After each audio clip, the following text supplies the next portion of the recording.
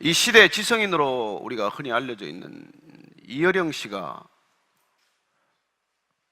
예수님을 믿기가 참 어려웠던 모양이에요. 성경도 많이 읽으셨습니다. 그래서 이분을 전도를 하고 싶어서 우리 소천하신 하영조 목사님께서 이렇게 같이 얘기를 나누시곤 했는데, 어느 날 한 목사님께서 물으셨어요. 도대체 우리 이 선생님은 뭐가 제일 안 믿어지십니까? 성경도 보셨다는데 뭐가 안 믿어지십니까? 제가 세 가지가 도저히 안 믿어집니다. 창조, 부활, 성령, 이게 안 믿어진다는 거예요. 제가 이 얘기를 기억하고 있는 것은 저 또한 그랬기 때문입니다. 근데 제가 예수님을 믿고 나서 정말 그분이 정확하게 그 세 가지 키워드를 집으셨어요. 창조, 부활, 성령 연결되어 있기 때문입니다. 하나가 안 믿어지면 다른 것도 안 믿어지게 돼 있어요. 하나가 믿어지면 다 믿어지게 되어 있습니다. 그래서 여러분들이 이걸 믿는다는 건 기적이에요. 아니 3,500년 전에 모세가 쓴 이 기록, 창조에 관한 기사, 이 기사를 2018년 사는 저와 여러분이 지금 믿는다, 믿음으로 고백한다는 것은 여러분 기적 중에 기적이라는 것입니다. 이성으로 안 믿어지는 얘기예요. 도대체 인간은 어떻게 존재하게 되었는가? 이 끊임없는 질문에 대해서 오늘 우리는 그 답을 얻게 됩니다. 인간이 어떻게 이 자리에 지금 예배를 드리고 있는가? 그 질문에 대한 답을 듣게 됩니다. 왜 그리스도인이어야만 하는가? 그것도 답을 얻게 됩니다. 우리가 창조 기사를 이 시대에 다시 읽는 까닭은, 우리가 창세기에서 오늘 부활의 메시지를 얻는 까닭은 부활하신 주님 때문이에요. 그분이 십자가에 못 박히시고 죽으셨다가 부활하셨다는 이 사실이 왜 창조와 맥이 닿아 있는지를 우리가 이해를 하지 못한다면 이 시대 굳이 예수님이어야 할 까닭은 없습니다. 창조주이신 그분이 왜 이 땅에 오셔야만 했고, 왜 죽으셔야만 했고, 왜 부활하셔야만 했느냐? 이 얘기는 하나로 꿰어져 있어요. 오늘 저와 여러분이 이 본문을 통해서 그 답을 얻고 돌아갈 수 있게 되기를 바랍니다. 26절 말씀 한번 다시 읽습니다. 시작.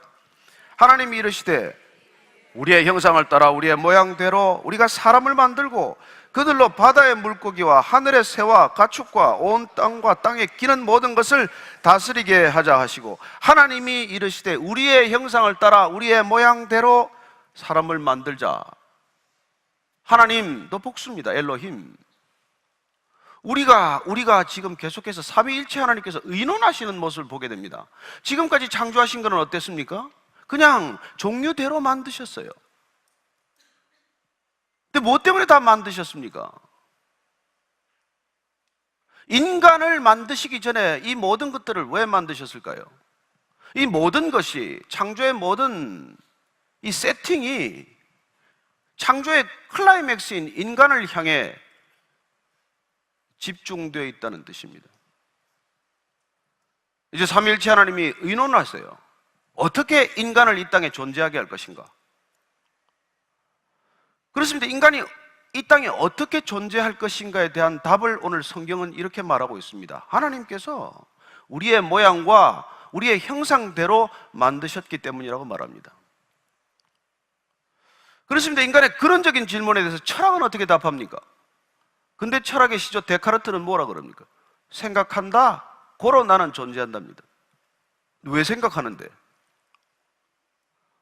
오늘날 이 시대가 과신하는 과학은 어떻게 답합니까?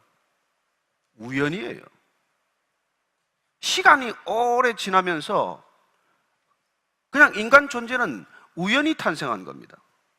어쩌면 화학적, 물리적 결합에 따라서 오랜 시간이 가져던 우연의 산물이라는 그 답을 우리는 정답처럼 여기고 있습니다. 만족하십니까? 해결이 되셨습니까?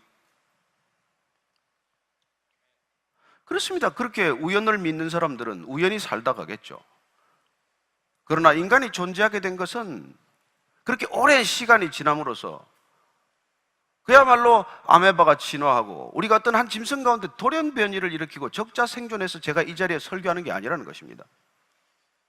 하나님의 모양과 하나님의 형상대로 지으셨기 때문에 우리가 이 자리에 모여서 하나님을 찬양하고 하나님을 예배하고 하나님을 기억하고 하나님께 나아가는 이런 근원적인 갈망을 가진 존재가 되었다는 것입니다. 여러분, 이보다 더 명쾌한 답이 어디 있겠습니까? 하나님의 형상, 하나님의 모양. 히브리어로는 첼람과 데무트라는 단어를 쓰는데 이걸 영어 성경을 여러분들이 살펴보면 똑같은 단어로 다 번역된 것을 보게 됩니다. 첼렘은 이미지라고 번역을 했어요. 데무트는 likeness라고 번역을 했습니다. 하나님의 이미지와 하나님의 likeness, 하나님의 형상과 모양, 그들대로 창조하셨다는 것입니다. 왜 이 출발, 왜 이 시작이 중요하냐? 이걸 우리가 확연히 아셔야 합니다. 이게 인간의 출발이어야 하는 까닭이. 여러분, 이게 출발이 안 되면 인간은 진화론자가 되겠죠. 궁극적으로는 유물론자가 되겠죠. 그럼 여러분, 인간의 생명이나 동물의 짐승의 생명이나, 아니 생명이 없는 사물이나 물질이나 뭐가 다른데, 유물론적 입장으로 가면 어떻게 됩니까? 인간의 목숨 하나 죽는 게 뭐가 대단합니까? 아니 한 종족이 인종 청소당하는 게 뭐가 중요합니까? 그래서 유대인 600만 명이 학살되는 눈 하나 깜짝할 게 없는 것이죠.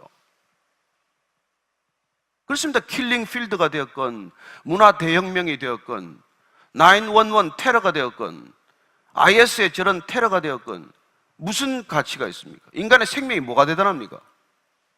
그러나 우리가 만약 그런 상대적인 기준이 아니라 하나님의 모양과 형상대로 지은 절대적 기준 앞에 서면 그런 생각은 사라지게 됩니다. 오늘 성경은 이 창조기사는 인간이란 하나님의 모양과 형상대로 지어진 존재지 우연히 진화하거나 우연히 출현하거나 우연히 돌연변이를 일으킨 존재가 아니라는 것입니다.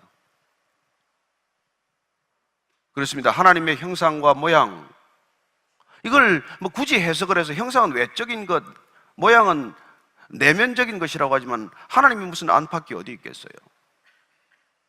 그래서 히브리적인 표현으로 형상과 모양은 동일한 하나님의 존재를 드러내는 반복적인 표현으로 보아도 무방합니다. 우리는 하나님의 존재를 드러내기 위해 지은 것이라는 것이죠. 우리는 하나님의 존재를 고스란히 투영하고 있는 존재, 반사하고 있는 존재라는 것입니다. 그래서 우리가 어쩌면 하나님을 깊이 묵상하다가도 인간을 곰곰이 들여다보면 하나님의 잔상, 잔영이 있다는 것입니다.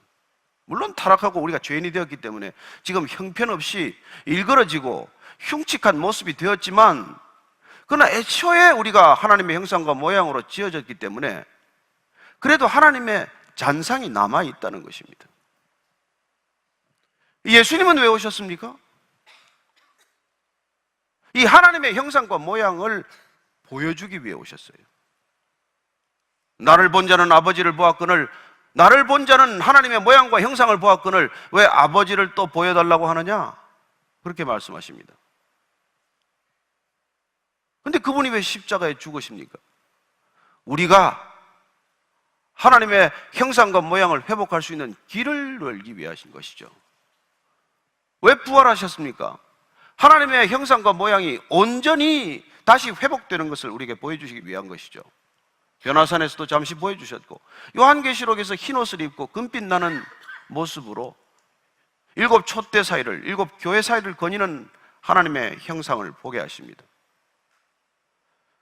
여러분, 이 모양과 형상을 우리가 기억하는 것, 이 전제에서 인간 존재를 시작하는 것이 왜 그렇게 그토록 중요합니까? 그게 너무 중요해서 하나님께서 이 모양과 형상이 일그러지자마자 회복하는 프로젝트를 시작하신 것을 우리는 신학적으로 섭리, 구원의 섭리라고 말합니다. 도대체 구원이 뭡니까? 하나님의 이 형상과 모양을 회복하는 일이에요. 거듭남이란 무엇입니까? 이 하나님의 형상과 모양이 우리 안에 다시 새롭게 새겨지는 사건을 말하는 것이죠. 그렇습니다. 하나님께서 그 형상과 모양대로 창조하신 우리 인간에게 맡긴 일은 뭡니까?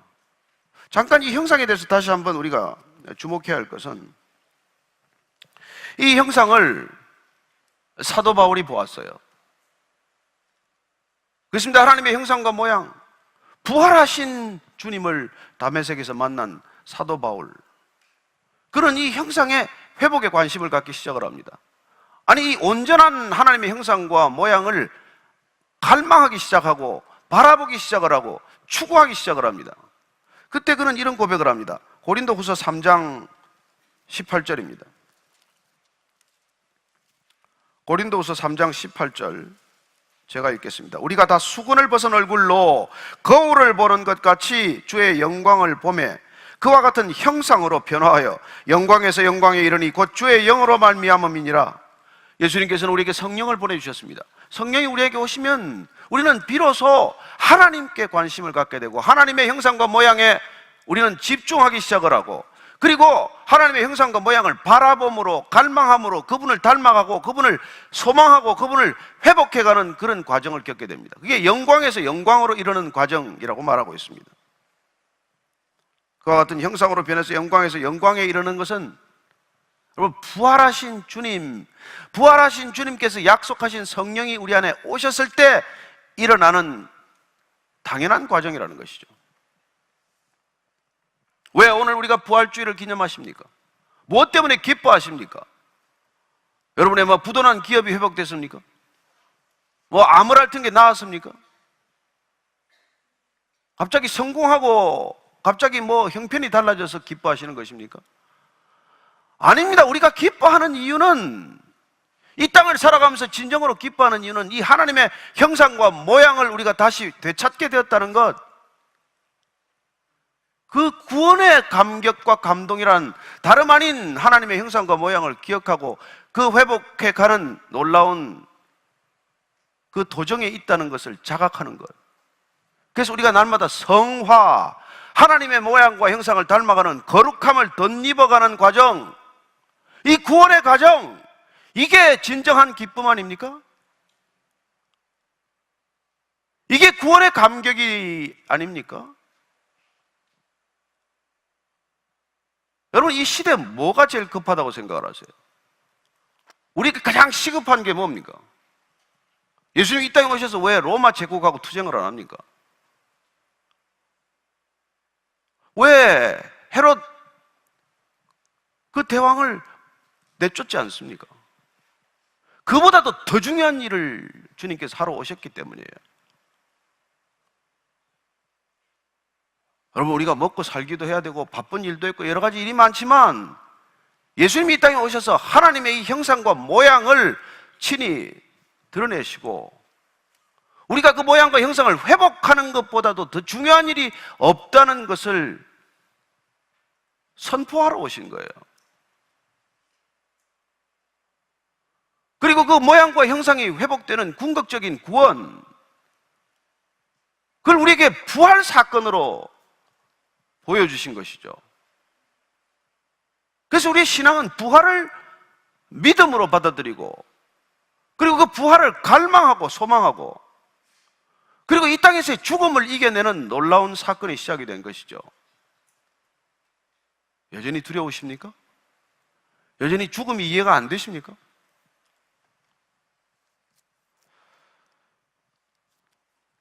하나님께서 이 땅에서 우리를 존재하게 하신 목적, 그래서 예수님은, 그 부활하신 예수님은 어떤 분인지를 히브리서 기자는 이렇게 말합니다. 히브리서 1장 3절 말씀 한번 더 읽겠습니다. 히브리서 1장 3절 말씀 시작. 이는 하나님의 영광의 광채시요 그 본체의 형상이시라.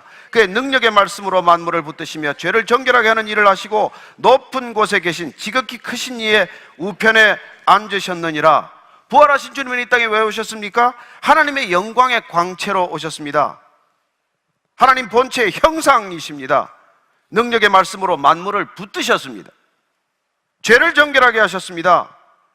그리고 지금은 하나님 우편에 앉아 계십니다. 그렇습니다. 우리에게 영광을 보여주신 것이죠. 그 영광이란 하나님의 형상과 모양에서 비롯된 영광입니다. 우리가 세상하는 세속적인 영광이나 이 땅의 영광이 아니라 하늘의 거룩한 영광이란 다름 아닌 하나님의 모습과 형상이 이 땅 가운데 드러나는 것을 말하는 것이죠. 그리스도인이란 어떤 존재입니까? 오직 이 땅 가운데 그 영광을 반사하고 그 반상 투영된 그 영광을 다시 이 땅 가운데 드러내는 것이죠. 여러분의 일상의 삶 가운데 어떤 일을 하시든 어떤 직업을 가졌건 어떤 상황과 형편과 처지에 있건 하나님의 모양과 형상을 드러내는 그 놀라운 기적을 날마다 여러분들이 일으키는 사람들이라는 것입니다. 이게 구원이에요.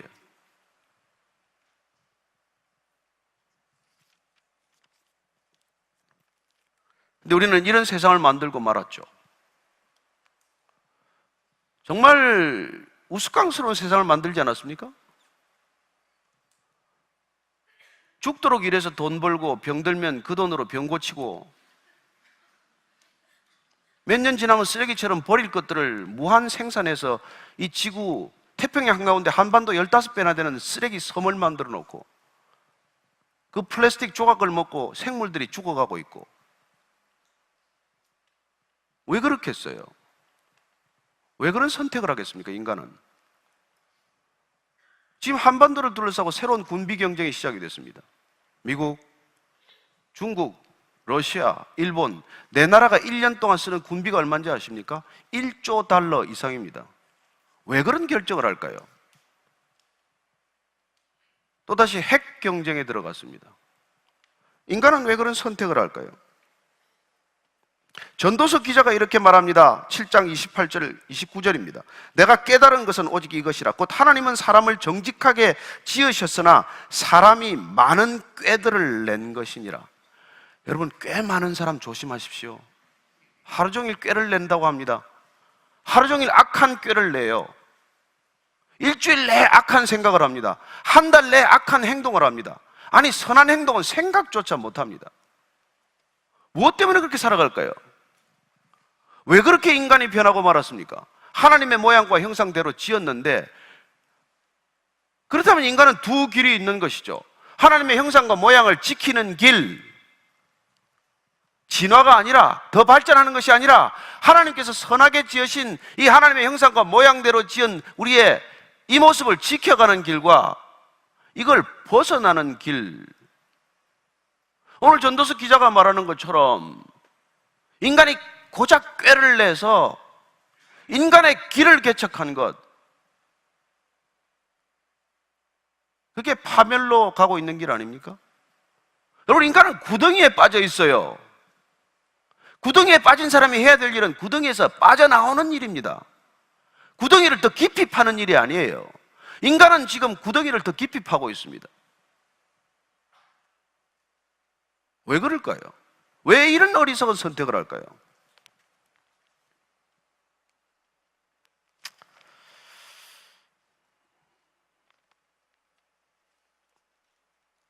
답답하시죠?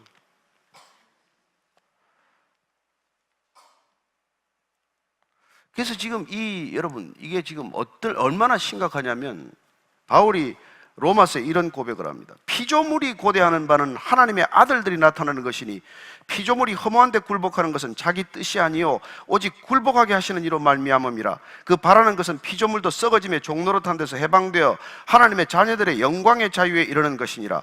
피조물이 다 이제까지 함께 탄식하며 함께 고통을 겪고 있는 것을 우리가 아느니라. 여러분, 이 피조 세계가, 하나님이 지으신 피조물들이 지금 갈망하고 있는 것은 하나님의 아들들이 나타나는 것을 갈망하고 있다고 말합니다. 왜 예수님이 오셨습니까? 왜 부활하셨습니까? 왜 하나님의 형상과 모양이 회복되어야 한다고 우리에게 말씀하십니까? 여러분, 구원받지 않으면 어떻게 살아도 이 땅을 망가뜨리는 존재가 되기 때문이에요. 잘 산다고 굳게 믿지만 아닙니다. 뭐가 잘 사는지도 모르는 것이죠.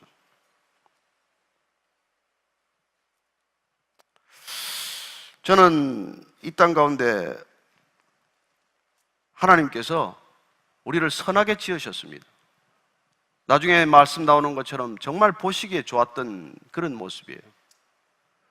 근데 우리는 지금 그런 모습을 다 잃었습니다. 사도 바울이 고린도서 4장 4절, 고린도 후서 한번 더 찾아보시겠습니다. 고린도 후서 4장 4절 말씀입니다.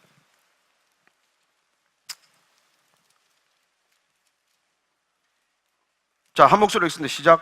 그 중에 이 세상의 신이 믿지 아니하는 자들의 마음을 혼미하게 하여 그리스도의 영광의 복음의 광채가 비치지 못하게 함이니 그리스도는 하나님의 형상이니라. 이 세상의 신, 사탄이 우리를 어떻게 했다고요? 믿지 아니하는 자들의 마음을 혼미하게 만들었기 때문이라고 말합니다. 왜 그렇게 부부싸움을 죽도록 합니까? 사랑한다고 고백하고 멀쩡히 사는 사람 끌어와가 놓고 왜 그렇게 교회 같이 다니면서 그렇게 싸웁니까? 무엇 때문에?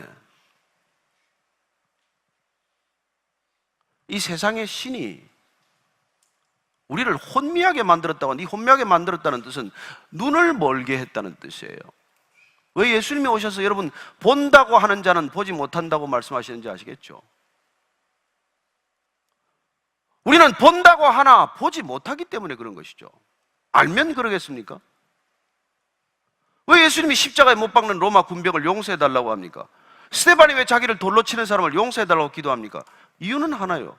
뭘 하는지 모르니까. 뭘 보아도 보는지 모르고 뭘 들어도 듣는지 모르고 뭘 해도 하는지 모르기 때문에. 왜? 세상 신이 우리의 눈을 가려버렸기 때문에, 혼미하기 때문에, 장님이 되었기 때문에, 멀쩡히 눈은 떴지만은 눈 뜬 장님이기 때문에 그렇다는 것이죠. 그래서 우리는 하나님의 형상과 모양을 잃은 인간을 정상적으로 바라보기 시작해요. 다 그러니까 뭐. 그래서 하나님의 형상과 모양을 회복한 사람을 박해하는 것이죠. 싫어하는 것이죠. 십자가에 못 박는 것이죠.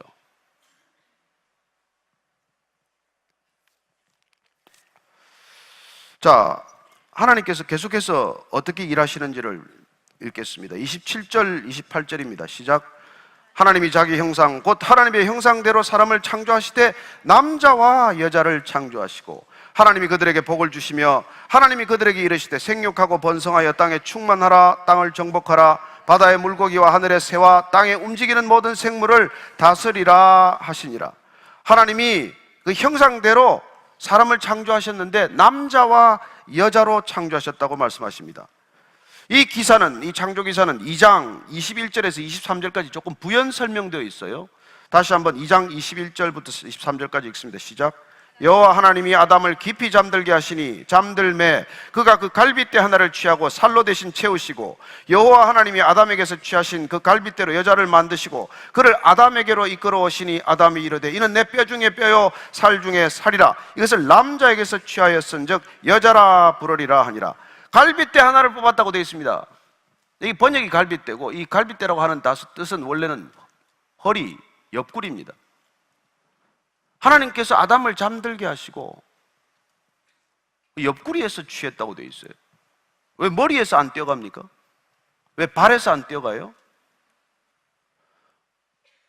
어떻게 해서 남녀 평등, 여성 인권이라는 개념이 나왔습니까? 여러분, 성경 이외에서는 어디서도 그런 개념은 없습니다. 남자와 여자가 다 하나님의 형상대로 지음을 받았다고 되어 있습니다. 물론 순서는 남자로부터 옆구리에서, 이 사이드에서 대등한 관계입니다. 돕는 배필이라고 되어 있지만 하나님의 형상을 가진 사람이 누가 우열이 있겠습니까? 하나님의 모양과 형상대로 지음을 받은 존재는 남자건 여자건 동일하다. 이게 여러분 여성 인권의 시작이고 남녀 평등의 기초예요. 그래서 하나님의 형상과 모양대로 지음을 받았다, 남자와 여자가 똑같이 그런 지음을 받았다, 이 생각이 없는 사람들이 일으키는 게 뭐예요? 여성 학대죠. 얼마나 많은 나라에서 여성 학대를 당하고 있습니까? 그런 생각이 없는 사람들이 일으킨 것 때문에 일어나고 있는 운동을 우리가 뭐라고 이름 붙였어요? 미투 운동이라고 이름 붙여놨죠. 어떻게 이성을 볼 때, 배우자를 볼 때 다른 성을 볼 때 하나님의 형상과 모양을 보지 못하고 그렇게 성적인 대상으로만 보냔 말이에요. 눈을 가렸기 때문에. 제가 어릴 때 자란 시골에서는 엄청난 얘기를 듣고 자랐어요. 여성과 부거는, 여자와 부거는 매일 때려야 된대요. 사흘만 안 때리면 큰일 난다는 거예요. 예, 그런 미친 말을 듣고 그런 얘기를 듣고 자란 가정, 그런 말을 하는 가정에서는 가정폭력이 실제로 얼마나 빈번한지 알지 않습니까? 왜 우리 인생의 기초가, 삶의 기초가, 이 사회 기초가 하나님의 형상과 모양으로 지었다는 이 사실에서 기반해야 하느냐는 것이죠. 이게 아니고서는 정상적으로 작동할 수 없기 때문에 그래요. 그래서 인간이 짐승처럼 살기 때문에 그렇습니다. 뭐 양복 입고 넥타이 매고 뭐 여러분들 그럴듯하게 하고 향수 뿌리고 오지만은 속을 보면 다 짐승 같지 않습니까? 고개를 끄덕이는 사람은 좀 정직한 사람이고 그냥 뭐 안 끄덕이는 사람은 좀 덜 정직할 뿐이죠. 하나님은 우리를 원래 정직하게 만드는데 인간이 잔꾀를 내는 거예요.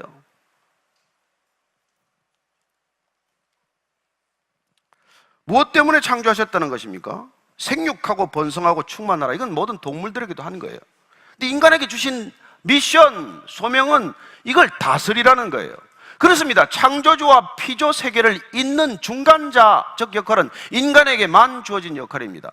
착취하고 억압하라는 게 아니에요. 관리하고 다스리라는 것입니다. 그렇습니다. 매니지먼트를 위임한 것이죠. 일종의 위임 명령입니다. 신학적으로 이걸 우리는 문화명령이라고 표현해요. 그렇습니다. 이 문화명령이란 하나님의 피조 세계를 그 모습 그대로 하나님의 모양과 형상을 지켜나가는 것을 말합니다. 무슨 이걸 개발하고 발전시키고 이걸 그런 뜻이 아니에요. 발전이라는 이름으로 얼마나 망가뜨렸습니까? 얼마나 더 망가뜨려야 정신을 차리겠어요? 아니, 정신 차린 사람들은 지금 지구 탈출 준비하는 거 아시죠? 전 세계 슈퍼 리치라고 하는 사람들은 지금 지하 깊이 벙커를 파든지 아니면 지구를 탈출할 계획을 짜고 있어요. 2050년까지는 탈출해야 한다는 거예요. 여러분, 그 돈 가지고 해야 될 일이 뭡니까? 하나님의 문화 명령을 지켜야 하는 것이죠. 주님께서 이 땅에 오셔서 우리에게 가서 모든 족속으로 제자 삼아 아버지와 아들과 성령의 이름으로 세례를 주고 내가 내게 분부한 모든 것을 가르쳐 지키게 하라. 이건 하나님이 원래 주신 이 문화 명령을 깨닫고 그 명령을 준행하도록 하라는 또 다른 명령을 우리는 선교 명령 내지는 또 다른 위임 명령이라고 말하는 것이지만 두 가지 명령은 본질상 다르지 않습니다.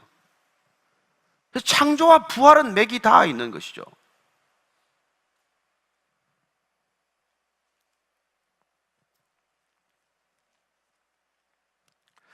근데 하나님께서 그런 명령을 하시기 전에 우리에게 먼저 복을 주셨다고 되어 있어요. 여러분, 하나님께서 우리에게 복을 주셨다는 말은 무엇입니까? 복에 목마른 존재가 아니라는 뜻이에요. 하나님이 주신 걸 모자라게 주시겠습니까? 하나님이 인색하게 주시겠어요? 하나님은 우리에게 차고 넘치게 주셨습니다. 다만 우리가 원하는 게 아니라는 것이죠. 하나님은 필요를 채우시지만 우리의 탐욕을 채우시지 않습니다. 하나님께서 우리에게 복을 주셨다는 말씀은 아브라함에게도 반복됩니다. 내가 내게 지시할 땅으로 가라. 내가 너로 복이 되게 할 것이다 라고 이미 말씀 또 하십니다. 그래, 우리가 하나님의 모양과 형상을 자각하는 순간 우리는 더 이상 복에 목마른 존재가 되지 않는 것이죠. 근데 왜 우리는 이렇게 복에 목말라 합니까? 생각이 병들었기 때문에 그래요. 그래서 하나님의 구원이 왜 급합니까? 그 구원이라는 본질적인 형상과 모양의 회복이 없이는 인간은 그 목마름에서 갈증에서 벗어나지 못하기 때문이에요. 그래서 여러분들이 돈 더 버는 게 목적이 되어서는 안 됩니다. 그게 먼저가 아니라는 뜻이에요. 병 낫는 게 먼저가 아닙니다. 여러분, 병 나은 사람 또 죄 짓는 거 못 봤어요? 누워있을 때는 죄 안 짓더니 걸어 다니니까 또 죄 짓잖아요. 그래서 어떤 것보다도 먼저 이 모양과 형상을 회복하는 구원에 이르는 것, 우리 자신이 거듭나는 것, 이게 그렇게 중요한 일이기 때문에 주님께서 십자가에 죽기까지 하셨고, 그리고 부활하셔야만 하는 것이죠. 아까 기도도 그렇게 하셨지만 십자가에 죽은 것으로 끝나면 그게 뭔데요? 그보다 불쌍한 일이 어디 있습니까? 부활하셨기에, 그분이 하나님의 형상과 모양을 온전히 회복하셨기에 우리에게 소망이 되고, 우리에게 길이 되고, 우리에게 진리가 되고, 우리가 생명이 되는 것이죠. 자, 그렇다면 우리가 여기서 몇 가지를 한번 짚어보십시다. 하나님께서 어떻게 창조의 순서를 만드셨습니까? 이 인간이라는 질서를 만들기 위해서 먼저 하나님께서는 구분의 질서를 만드십니다. 분리의 질서를 만드세요. 우선 하늘과 하늘을, 궁창과 궁창을 분리하셨고, 하늘과 바다를 분리하셨고, 땅과 바다를 분리하십니다. 어둠과 빛을 분리하십니다. 여러분, 질서는 분리에서부터 시작이 돼요. 그리고 여러분, 그 빈 공간과 하늘과 땅에 차례로 채우십니다. 순서대로, 종류대로 채우세요. 먼저 할 건 먼저 하시고 나중 하실 건 나중 합니다. 인간이 제일 중요하기 때문에 제일 먼저 만드셨습니까? 아니요. 제일 중요하기 때문에 제일 나중에 만드십니다. 그 인간을 위한 질서를 먼저 만드시고, 그 질서를 관리할 마스터 키를 우리에게 주시기 위해서. 그래서 인간에게 주어진 이 마스터 키는 뭡니까? 하나님이 세우신 질서, 구분의 질서, 그 다음에 순서대로 만든 순서의 질서, 특히 남자와 여자를 만드신 질서, 이 질서를 지키라는 거예요. 그렇습니다. 아담에서 하와를 만드셨지만 그 둘은 즉각 알아봤어요. 아담은 즉각 하와를 알아봅니다. 내 뼈 중에 뼈요, 살 중에 살이라는 하나님의 형상과 모양을 즉각 알아보는 것이죠.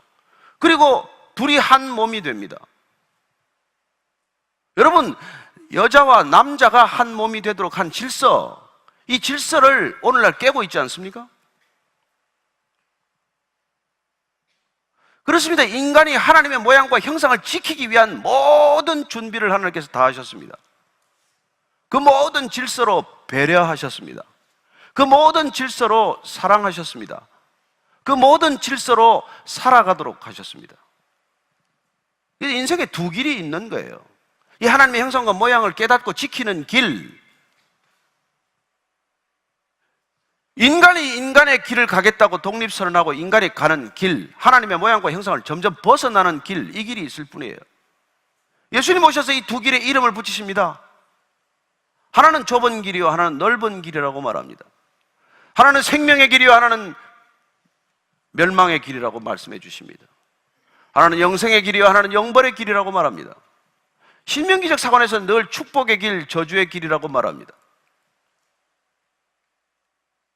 그렇습니다. 우리가 하나님의 형상과 모양을 지키는 길, 회복하는 길, 완성하는 길, 이 길을 추구하도록 하시기 위해서 그분이 반드시 오셔야만 했고, 고장난 이 모양과 형상을 회복하기 위해서 반드시 그분은 십자가를 지셔야 했고 부활하셔야만 했던 것이죠. 그래서 이 날이 기쁜 날이다. 그분이 부활하신 것을 우리가 기뻐한다.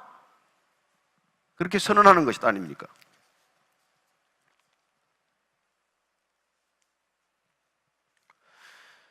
그렇습니다. 우리가 그런 면에서 이 질서를 소중하게 여겨야 합니다. 이 질서를 깨뜨리는 것은 짐승처럼 살기로 결정하는 거예요. 하나님의 형상과 모양을 버리는 순간 우리는 인간의 모습으로 되돌아가는 것이 아닙니다. 늘 인간보다 못한 존재로 떨어지고 마는 것이죠. 자, 인간에게 주신 음식이 있습니다. 29절에서 30절입니다. 시작.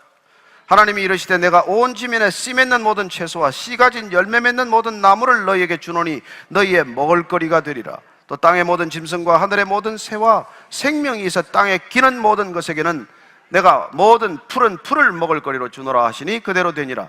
여러분, 원래 우리가 베지테리안인 거 아시겠죠? 원래 우리가 다 풀 먹고 살게 되어 있는데 언제부터 동물 먹게 되었습니까? 노아의 홍수 이후에 먹을거리를 주게 됩니다. 그러나 이사야 통해서 예언을 하십니다. 진정한 우리가 하나님의 형상과 모양을 회복하게 되면 다시 이런 모습이 된다고 알려주고 계세요. 이사야서 65장 한번 찾아보겠습니다. 65장 25절 말씀 한번 찾아보겠습니다.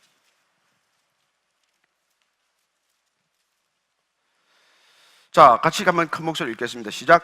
이리와 어린 양이 함께 먹을 것이며 사자가 소처럼 짚을 먹을 것이며 뱀은 흙을 양식으로 삼을 것이니 나의 성산에서는 해함도 없겠고 상함도 없으리라 여호와께서 말씀하시니라. 여러분, 교회란 해함도 없고 상함도 없는 곳이어야 합니다. 이 교회 와서 남의 험담하지 마십시오. 그런 일은 없을 줄로 믿습니다. 남을 상하게 하지 마십시오.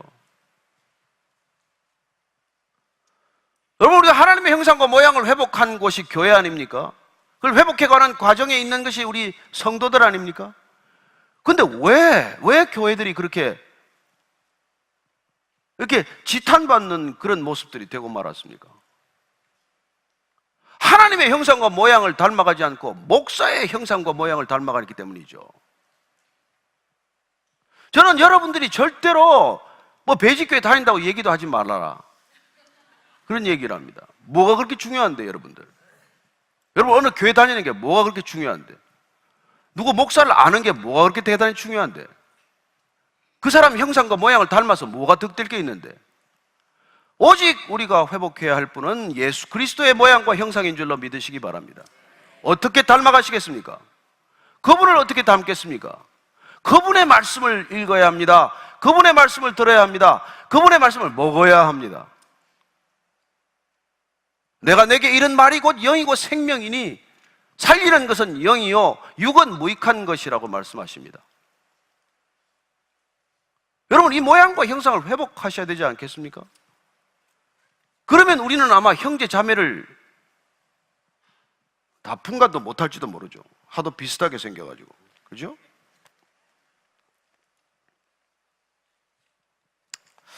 저는 이 시대에 우리가 회복해야 할 절박하고 시급한 것은 여전히 하나님의 모양과 형상이라고 믿습니다. 그때 우리는 비로소 하나님의 영광을 반사하는, 그래서 이 짙은 어둠 가운데 있는 이 땅 가운데 빛으로 오신 그분이 나는 생명의 빛이다, 나는 세상의 빛이다, 나는 진리의 빛이다, 그렇게 말씀하신 것이 우리의 일상 가운데서 드러나는 사건이 되는 것이죠. 그리스도인의 목적은 무엇입니까? 하나님의 영광을 아는 것 아닙니까? 그분의 형상과 모양을 닮아가는 것 아닙니까? 그래서 나 여호와가 거룩하니 너희도 거룩하라, 너희는 나를 알라, 내게로 돌이키라, 서로 사랑하라, 모든 일에 감사하라, 이런 하나님의 뜻, 하나님의 명령, 하나님의 말씀을 우리가 먹음으로 우리의 삶 가운데 그것이 발현되는 것이죠. 그게 그리스도인의 삶의 목적 아닙니까? 창조하신 주님을 우리가 모른다면 어떻게 그걸 우리가 따라갈 수 있겠습니까?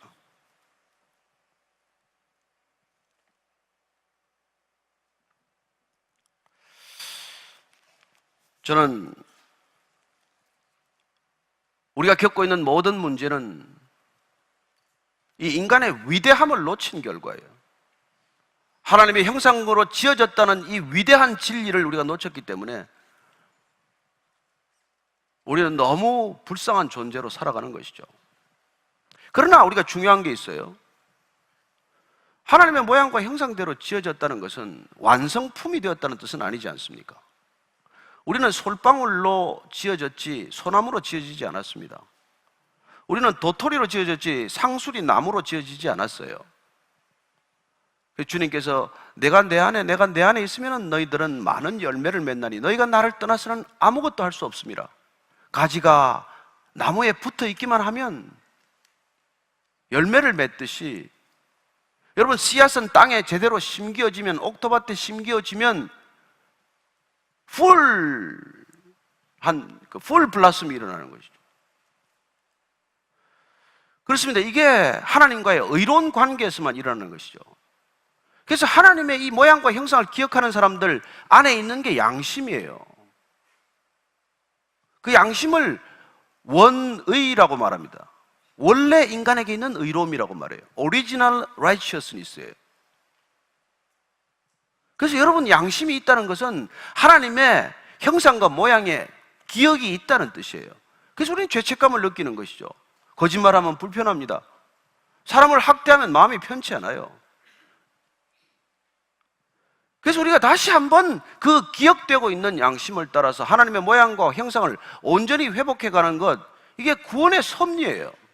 그때 우리는 비록 솔방울로 태어났지만 소나무가 될 것이고, 도토리로 살다가 상수리 나무가 되는 놀라운 경험을 하겠죠. 그래서 이 하나님의 full blossom, 하나님의 모양과 형상을 우리가 한번 이렇게 바라보는 것, 이게 너무나 중요한 거예요. 이걸 바라보아야 우리는 씨앗의 가치를 알지 않습니까? 14세기 말에 고려 말에 그 문익점이라는 사람이, 여러분, 면화씨, 그 목화씨 2개 가져왔다는 설도 있고 10개 가져왔다는 설도 있어요. 뭐 붓대에 숨겨왔다는 설도 있고 주머니에 숨겨왔다는 얘기도 있습니다. 왜 그 씨를 숨겨왔어요? 그가 중국의 원나라에 가서 목화밭을 봤거든요. 그 목화를 가지고 배옷을 입는 걸 봤거든요. 보았기 때문에 그는 그 씨앗의 중요성을 알고 그 씨를 몰래 감춰가지고 숨겨서 밀수한 거예요. 왜 우리가 성경으로 돌아갑니까? 여기 하나님의 full blossom, 하나님의 온전한 형상과 모양이 드러나 있기 때문입니다. 우리가 왜 예수 알아야만 합니까? 그분 안에 우리의 full blossom, 하나님의 형상과 모양이 온전히 드러나 있기 때문이죠. 그래서 그 온전한 모습을 본 사람은 씨앗에 주목한다는 것입니다. 그래서 어린 아이도 주목하고, 너 이렇게 앞에 앉아 있으니까 얼마나 귀하니? 이 아이가 어떻게 자랄 것인지 그림이 있어야 되지 않겠어요? 우리 자신이 어디까지 풀 블라썸 해야 될지 그림이 있어야 되지 않겠습니까? 그리스도인이란 이걸 아는 사람이에요. 세상에 이 비밀을 아는 사람입니다. 이 그림을 알기 때문에 우리는 씨앗의 가치를 우리 소중히 여기는 것이죠. 어린아이의 가치, 한 여성의, 연약한 여성의 가치, 한 장애인의 가치, 그 가치를 알 수 있는 건 무엇 때문입니까? 우리가 온전한 하나님의 모양과 형상을 경험했기 때문에. 31절 읽고 마칩니다. 시작. 하나님이 지으신 그 모든 것을 보시니 보시기에 심히 좋았더라. 저녁이 되고 아침이 되니 이는 6째 날이니라. 그 모든 것을 보시니까 너무 좋았다는 거예요. 흠 잡을 데가 없이 좋은 것입니다. 그렇습니다. 하나님이 행하신 모든 일들은 시간이 지날수록 더 좋습니다. 여러분, 자연의 물소리를 들어보십시오. 하루 종일 들어도 실정 안 납니다. 인간이 만든 걸 보십시오. 시간이 가면 다 부패합니다. 지금 여러분들이 사고 들고 다니는 핸드폰 몇 년이나 쓰실 거 있습니까? 책상에 있는 PC는 몇 년이나 쓰겠어요? 다 전자 쓰레기가 될 것입니다. 하나님이 만든 것은 그렇지 않습니다. 저와 여러분들이 하나님의 모양과 형상대로 지음받은 존재라는 것을 기억하십시오. 그리고 누군가를 향하여 당신도 하나님의 형상과 모양을 지녔다라고 말씀해 주십시오.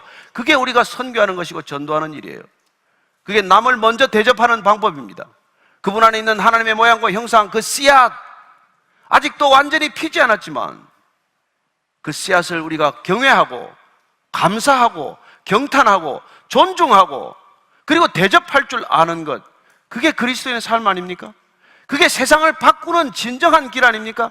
그게 참된 혁명 아닙니까? 무슨 다른 혁명이 있습니까?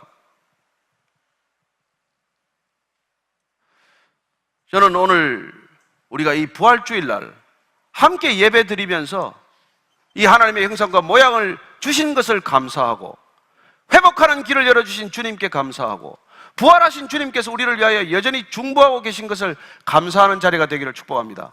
오늘 그 감사 기도를 드리고 이 세상 가운데로 파송받기를 원합니다. 같이 기도하십시다. 하나님 아버지, 우리에게 주신 하나님의 형상과 모양이 흐트러지지 않게 하여 주옵소서. 주님께서 다시 한번 새롭게 회복하신 이 형상과 모양, 주님, 개가 토한 것을 먹듯이 다시 세상 가운데로 돌아가지 않게 하여 주옵소서. 하나님 아버지, 참으로 감사합니다. 주께서 허락하신 이 놀라운 섭리, 구원의 선물, 하나님께서 우리 한 사람 한 사람에게 찾아오셔서 불처럼 바람처럼 임하신 성령으로 다시 한번 그 형상과 모양을 기억하게 하시고 회복하게 하시고 그리고 향유하게 하시고 그리고 언젠가는 주님의 온전한 형상 앞에 서게 될 것을 믿습니다. 하나님, 이 땅 잠시 살아가는 동안 우리가 해야 할 소명과 목적을 깨닫게 하여 주옵소서. 당신도 하나님의 형상과 모양대로 지음받은 존재입니다. 짐승이 아닙니다. 짐승같이 살 필요가 없습니다.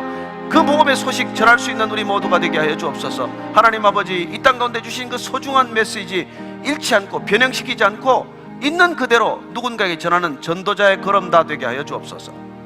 살아계신 하나님 아버지, 우리에게 하나님의 형상과 모양을 알게 하시고 깨닫게 하시고 회복하게 하셔서 감사합니다. 회복된 이 하나님의 형상과 모양으로 세상 가운데서 하나님을 증언하고 증거하는 인생과 발걸음 되게 하여 주옵소서. 예수님 이름으로 기도합니다. 아멘.